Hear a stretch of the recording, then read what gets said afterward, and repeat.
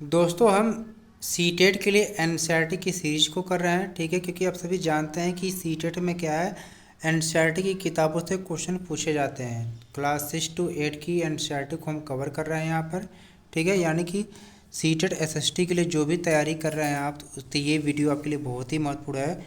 या किसी और भी एग्ज़ाम की तैयारी कर रहे हैं, जैसे बीपीएससी की तैयारी कर रहे हैं जिसमें एनसीईआरटी के क्वेश्चन पूछे जाते हैं, तो भी ये वीडियो आपके लिए बहुत ही महत्वपूर्ण है। क्योंकि हम इसमें एनसीईआरटी के शॉर्ट नोट को हम कर रहे हैं, ठीक है। बुक का एक एक पॉइंट यहाँ पर दिया गया है और लास्ट में हम इसके क्वेश्चन भी हम करेंगे, ठीक है। तो ज़्यादा से ज़्यादा वीडियो को शेयर करें और वीडियो को लाइक और शेयर करना ना भूलें। और चैनल पर पहली बार विजिट करें तो चैनल को सब्सक्राइब करें, ठीक है। तो चलिए हम करते हैं हिस्ट्री में। ये क्लास 6 की हिस्ट्री है। आखेट खाद्य संग्रह से भोजन उत्पादन तक। तो इस वीडियो में हम देखेंगे कि आखेट खाद्य संग्रह से भोजन उत्पादन तक, ठीक है। तो आरंभिक जो मानव है वो एक जगह से दूसरी जगह पर घूमते थे। क्यों घूमते थे, चलिए देखते हैं। तो यहाँ पर बताया जा रहा है कि आमतौर पर खाने के लिए आरंभिक मानव जंगली जानवरों का शिकार करते थे। मछलियाँ और चिड़िया पकड़ते थे। फल फूल दाने पौधे पत्तियाँ अंडे इकट्ठा किया करते थे। जो आदि मानव होते थे यह क्या है, मछलियाँ पकड़ना, शिकार करना, चिड़िया पकड़ते थे। आप फल फूल इन सब का क्या है, सेवन करते थे। आगे देखिए, आखेट खाद्य संग्रह समुदाय के लोग एक जगह से दूसरी जगह पर घूमते रहते थे, ठीक है। आरंभिक मानव के बारे में जानकारी कैसे मिलती है, यानी कि जो आरंभिक मानव है उसके बारे में जानकारी कैसे मिलती है। तो पुरातत्वविदों को कुछ ऐसी वस्तुएं मिली हैं जिनका निर्माण और उपयोग आखेट खाद्य संग्राहक किया करते थे। यह संभव है कि लोगों ने अपने काम के लिए पत्थरों, लकड़ियों और हड्डियों के औजार बनाए हो। यानी कि लोग अपनी आवश्यकता के अनुसार क्या है, पत्थरों के, लकड़ियों के और हड्डियों के क्या औजार बनाते थे, ठीक है।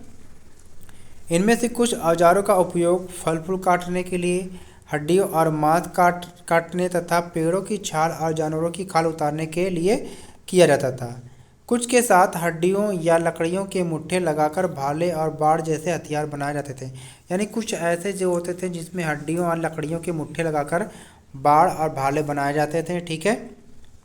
कुछ औजारों से लकड़ियाँ काटी जाती थी। लकड़ियाँ का उपयोग ईंधन के साथ साथ झोपड़ियाँ और औजार बनाने के लिए किया जाता था। यानी कि आप सभी जानते हैं कि लकड़ियाँ का जो उपयोग है अलग अलग कामों के लिए किया जाता था, ठीक है।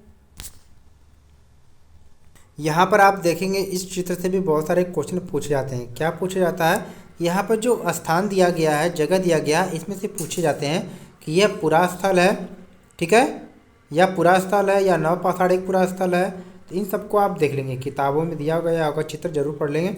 इसमें बुर्ज होम, मेहरगढ़, ठीक है, इन सबको जरूर पूछा जाता है। जैसे बुर्ज होम, मेहरगढ़, ये सब क्या है, इनके बारे में पूछा जाता है, ठीक है।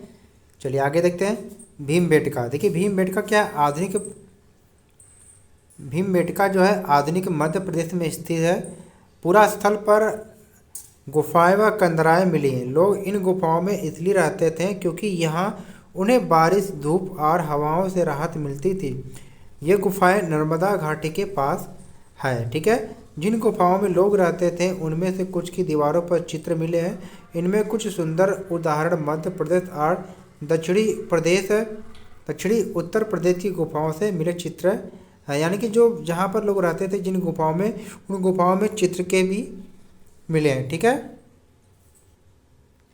अब पुरास्थल किसे कहते हैं, यानी पुरास्थल उस स्थान को कहते हैं जहाँ औजार, बर्तन और इमारतें जैसी वस्तुओं के अवशेष मिलते हैं। ऐसी वस्तुओं का निर्माण लोगों ने अपने काम के लिए किया था और बाद में वे उन्हें वहीं छोड़ गए। ये ज़मीन के ऊपर, अंदर, कभी कभी समुद्र और नदी के तल में भी पाए जाते हैं। अब आग की खोज देखिए। आग की खोज यानी कि कुरनूल गुफा में राख के अवशेष मिले हैं। आरंभिक लोग आग जलाना सीख गए थे। आग का इस्तेमाल कई कार्यों के लिए किया जाता था, जैसे कि प्रकाश के लिए, मांस भूनने के लिए, खतरनाक जानवरों को दूर भगाने के लिए। अब देखिए क्वेश्चन कैसे पूछा जाता है, स्टेटमेंट में आपको ऐसे ही कथन दे दिया जाएगा कि आग का जो इस्तेमाल है निम्न कार्यों के लिए किया जाता है। तो जब तक आपको ये पता नहीं होगा कि आग का यूज किन किन कामों के लिए किया जाता है तो आप क्वेश्चन को सही नहीं कर पाएंगे। ठीक है, आगे देखिए नाम और तिथियाँ। ठीक है, अब यहाँ पर क्या है, आरंभिक काल को पुरातत्वविदों ने पूरा पाषाण काल कहा है। यह दो शब्दों यानी प्राचीन और पाषाण यानी पत्थर से बना है। पूरा पाषाण काल 20 लाख साल पहले से 12,000 साल पहले के दौरान माना जाता है। इस काल को भी 3 भागों में विभाजित किया गया है, आरंभिक, मध्य एवं उत्तर पूरा पाषाण युग। मानव इतिहास की लगभग 99% जो घटनाएं हैं, कहानियां हैं, इसी काल के दौरान घटी है। ठीक है, आगे देखिए, जिस काल में हमें पर्यावरणीय बदलाव मिलते हैं उसे मेसोलिथ यानी कि मध्य पाषाण युग कहते हैं। इसका समय लगभग 12,000 साल पहले से लेकर 10,000 साल तक माना गया है। इस काल के पाषाण औजार आमतौर पर बहुत छोटे होते हैं। इन्हें माइक्रोलिथ यानी कि लघु पाषाण कहा जाता है। प्रायः इन औजारों में हड्डियों या लकड़ियों के मुट्ठे लगे हाशिया और आरी जैसे औजार मिलते थे। साथ साथ पूरा पाषाण युग औजार भी इस दौरान बनाए जाते रहे। आगे देखिए, अगले युग की शुरुआत लगभग 10,000 साल पहले से होती है। इसे नव पाषाण युग कहा जाता है। अब जलवायु में परिवर्तन हुआ। ठीक है, लगभग 12,000 साल पहले दुनिया की जलवायु में बड़े बदलाव आए और गर्मी बढ़ने लगी। इसके परिणाम स्वरूप कई क्षेत्र में घास वाले मैदान बनने लगे। इससे हिरण, बारहसिंगा, भेड़, बकरी और गाय जैसे उन जानवरों की संख्या बढ़ी जो घास खाकर जिंदा रह सकते हैं। जो लोग इन जानवरों का शिकार करते थे वे भी इनके पीछे आए और इनके खाने पीने की आदतों और प्रजनन के समय की जानकारी हासिल करने लगे। अब देखिए, मानव किस तरीके से अस्थायी रूप से बसने लगा। ठीक है, तो यहाँ पर दिया गया कि मानव किस प्रकार से खेती करना शुरू किया। ठीक है, अब खेती और पशुपालन की शुरुआत। इसी दौरान उपमहाद्वीप के भिन्न भिन्न इलाकों में गेहूं, जौ और धान जैसे अनाज प्राकृतिक रूप से उगने लगे थे। शायद महिलाओं, पुरुषों और बच्चों ने इन अनाजों को भोजन के लिए बटोरना शुरू कर दिया था। साथ ही वे यह भी सीखने लगे होंगे कि यह अनाज कहाँ उगते थे और कब पककर तैयार होते थे। ऐसा करते करते लोगों ने इन अनाजों को खुद पैदा करना सीख लिया होगा। इस प्रकार धीरे धीरे वे कृषक बन गए होंगे। सबसे पहले जिस जंगली जानवरों को पालतू बनाया गया वह कुत्ते का जंगली पूर्वज था। देखिए, यहाँ से भी क्वेश्चन पूछा जाता है कि सबसे पहले किस जानवरों को पालतू बनाया गया, तो कुत्ते का जंगली था। ठीक है,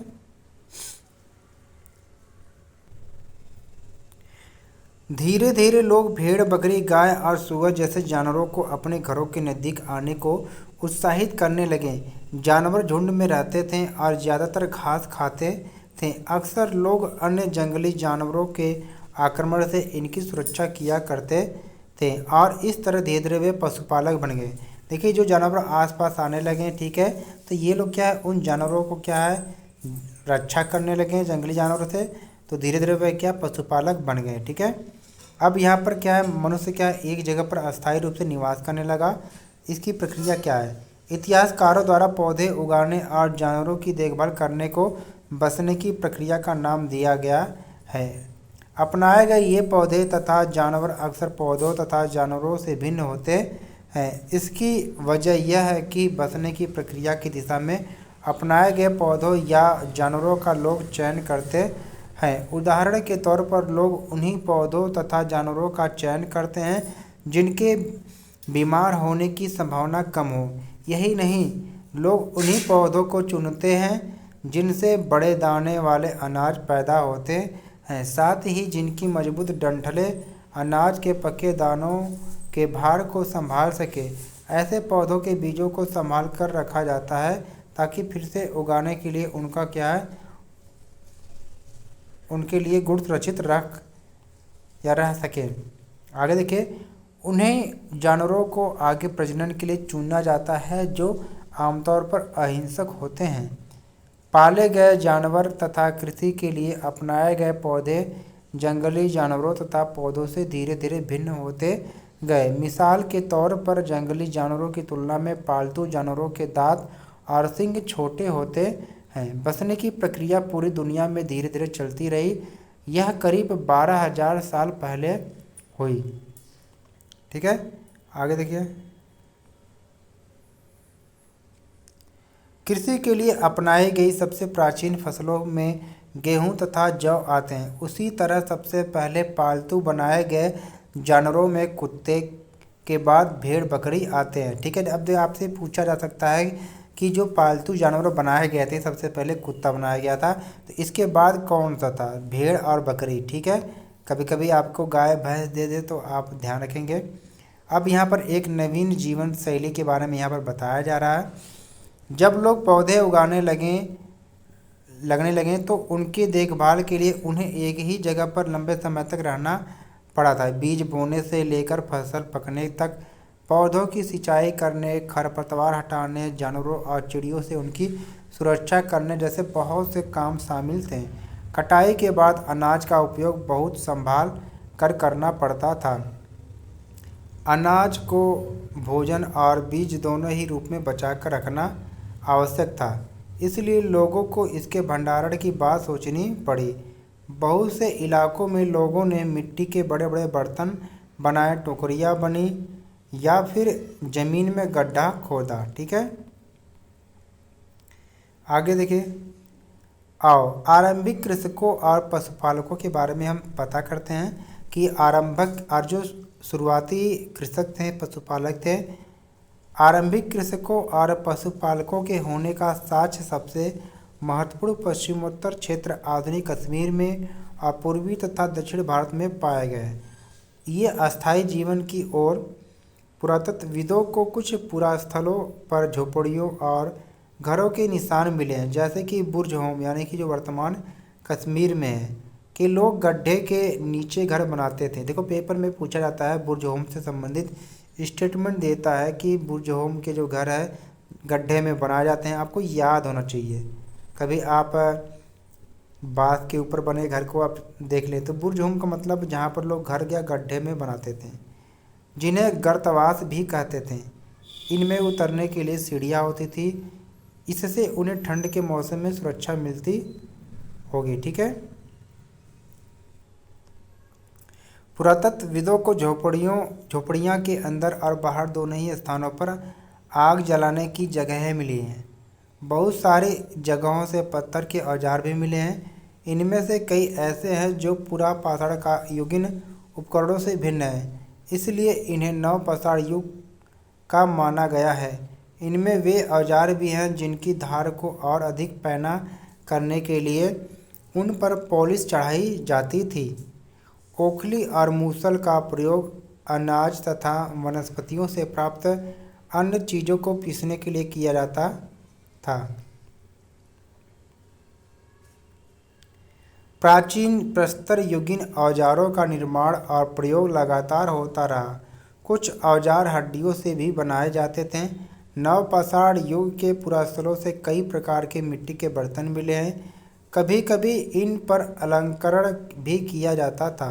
बर्तनों का उपयोग चीज़ों को रखने के लिए किया जाता था। धीरे धीरे लोग बर्तनों का प्रयोग खाना बनाने के लिए भी करने लगे। चावल, गेहूँ तथा दलहन जैसे अनाज अब आहार का महत्वपूर्ण हिस्सा बन गए। इसके साथ साथ अब लोग कपड़े भी बुनने लगे। इसके लिए कपास जैसे आवश्यक पौधे भी उगाए जाने लग रहे। अब सूक्ष्म निरीक्षण आप देखेंगे।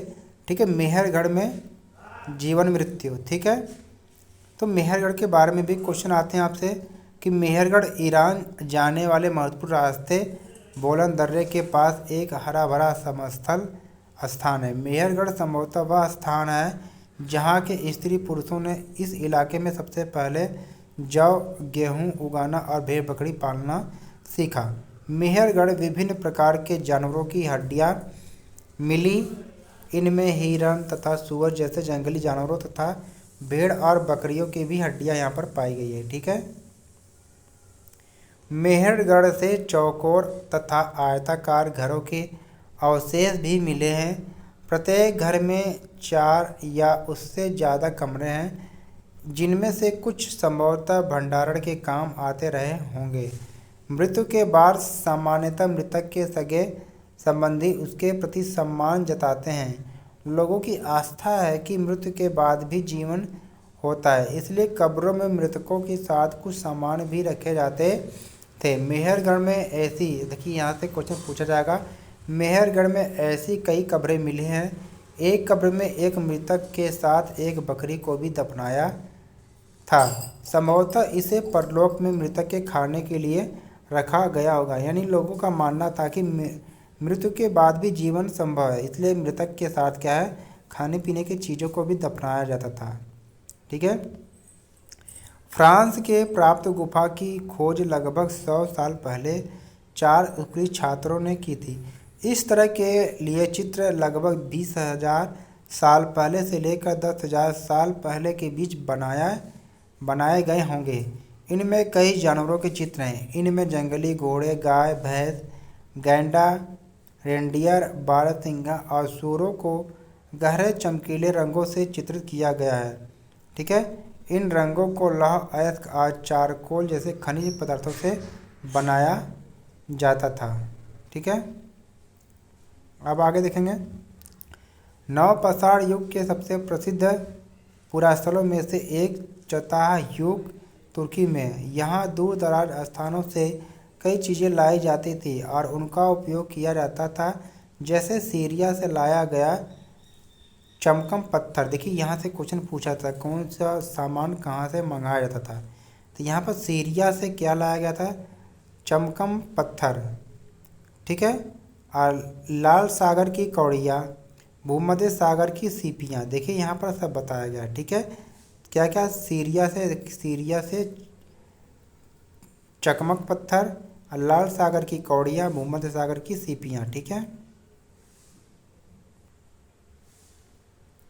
देखिए इस चैप्टर को हमने कंप्लीट कर लिया। अब इस चैप्टर से रिलेटेड जो क्वेश्चन है उसको देखते हैं। ठीक है।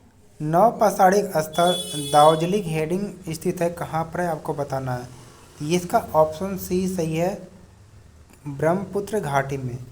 ठीक है। यहाँ पर दिया है कि नवपाषाणिक स्थल दार्जिलिंग हेडिंग चीन एवं म्यांमार की ओर जाने वाले रास्ते में ब्रह्मपुत्र की घाटी की एक पहाड़ी पर स्थित है। यहाँ से जेडाइड पत्थर भी प्राप्त हुआ है। संभवतः यह पत्थर चीन से आया होगा। ठीक है। अगला क्वेश्चन यहाँ पर है कि निम्नलिखित में से किस नवपाषाणिक पुरास्थल से काष्ठाश्म के औजार का साक्ष्य प्राप्त हुआ है। तो यह दार्जिलिंग हेडिंग से। ठीक है। नवपाषाणिक पुरास्थल दार्जिलिंग हेडिंग से काष्ठाश्म, यानी कि इसका मतलब होता है अति प्राचीन लकड़ी जो सख्त होकर पत्थर बन गई है, के औजार और बर्तन भी प्राप्त हुए हैं। ठीक है। अगला क्वेश्चन यहाँ पर दे रखा है कि नवपाषाणिक वैश्विक स्थल चताल युग स्थित है, कहाँ पर है, ये तुर्की में है। तो यहाँ पर याद होना चाहिए, अगर आपसे नाम पूछ दे कि चताल युग कहाँ पर स्थित है, तो ये नवपाषाण युग का एक सबसे प्रसिद्ध पुरास्थल है चताल युग। ये कहाँ पर है, तुर्की में स्थित है। ठीक है। यहाँ से दूर दराज स्थानों से कई वस्तुएं लाई जाती थी, जैसे सीरिया से चकमल पत्थर, लाल सागर की कौड़ियाँ एवं भूमध्य सागर की सीपियाँ। ठीक है। अगला क्वेश्चन यहाँ पर दे रखा है, आपको ध्यान से पढ़ना है कि निम्नलिखित कथनों पर विचार करना है। गाँवों की विशेषता है कि वहाँ रहने वाले अधिकांश लोग खाद्यान्न उत्पादन में लगे होते हैं। दूसरा है कि मेहरगढ़ ईरान जाने वाले सबसे महत्वपूर्ण रास्ते बोलन दर्रे के पास एक हरा भरा समतल स्थान है। अब आपको क्या करना है, नीचे दिए गए कोड का प्रयोग करके आपको आंसर बताना है। ठीक है। अब देखिए, अब यहाँ पर जो है कथन 1 और 2, यानी कि 1 और 2 दोनों सही है यहाँ पर। ठीक है। यहाँ पर देखिए दिया है